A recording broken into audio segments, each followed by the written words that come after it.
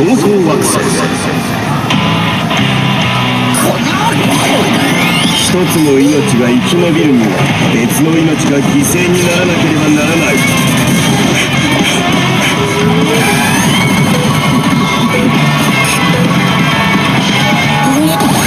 鉄郎、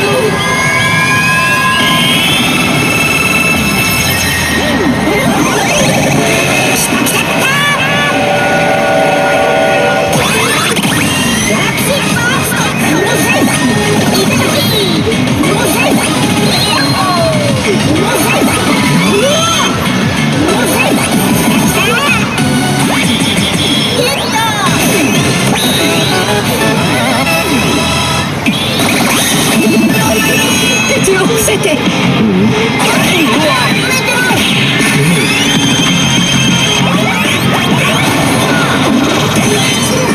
そ見をするな。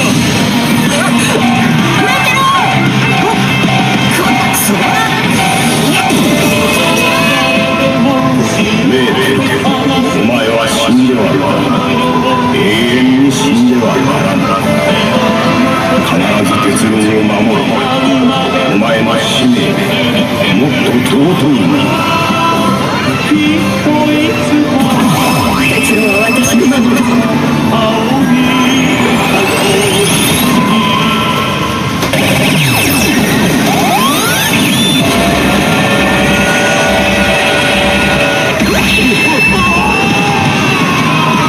銃は効かないはずじゃん。この次元反動砲は別に